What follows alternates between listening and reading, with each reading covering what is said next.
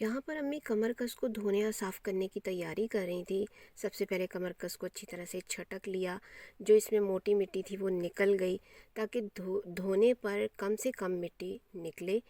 तो जो मोटी मोटी थी वो तो निकल गई, और जो फालतू चीज़ें इसमें लकड़ी वगैरह लग रही थी उसे अम्मी ने चुन के निकाल दिया। और यहाँ पर छन्नी में और एक बाउल में पानी डालकर कमर कस को धोना शुरू कर दिया। इसी तरह से पानी डालते हुए आहिस्ता आहिस्ता अम्मी इसको कमर कस को निथार निथार कर छन्नी में निकालती जाएंगी, ताकि जो मिट्टी होगी वो नीचे बैठ जाएगी।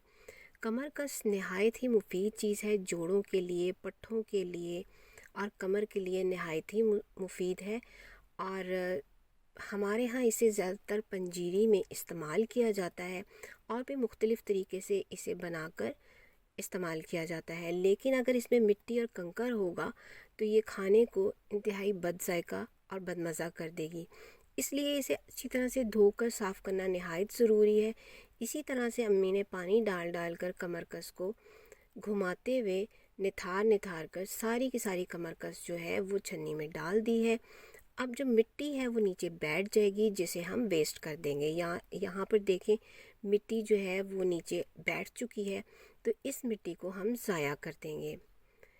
अब आखिर में जो थोड़ी सी रह गई है उसे भी अम्मी निथार कर निकाल देंगी, और बाकी जो ज़्यादा मिट्टी है उसे वेस्ट कर देंगे हम। इसी तरह अब एक दफ़ा धोने के बाद दूसरी दफ़ा अम्मी ने पानी में धो धोकर निकालना शुरू कर दिया कमरकस छन्नी में। कोशिश करें कि कमरकस को तेज़ी से धोएं, जल्दी से धोएं, ज़्यादा टाइम ना लगाएं, क्योंकि कमरकस भी एक गूंद है। ज़्यादा देर अगर पानी में लगेगी तो ये भी मेल्ट होना शुरू कर देगा। इसी तरह अम्मी ने दूसरी दफ़ा इसे धोते हुए इसमें से मिट्टी निकाल दी है। इसी तरह से धोते हुए अब हम कमरकस को तीसरी दफ़ा धोएंगे, और यहाँ देखें तीसरी दफ़ा में भी हल्की सी मिट्टी निकली है। अब ये जो मिट्टी रह गई है इसे भी अम्मी साइड पर कर देंगी, और जो कमरकस बच गई थी उसे अम्मी ने छन्नी में निकाल दिया। ये देखें, कमरकस धुलने के बाद उस पर शाइन आ गई है। अब छलनी के नीचे एक प्लेट रखकर थोड़ा सा हम छन्नी को तिरछा करके रखेंगे, ताकि सारा पानी निकलकर कमरकस में से अलग हो जाए।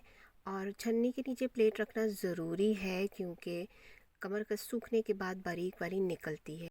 अब यहाँ पर 2 दिन के बाद कमरकस बहुत अच्छी तरह से सूख चुकी है। इसे धूप में रखना ज़रूरी नहीं है, ये किसी भी जगह किचन में रखकर आप इसे ड्राई कर सकते हैं। वीडियो पसंद आई है तो लाइक और सब्सक्राइब करें। मुझे दुआ में याद रखें।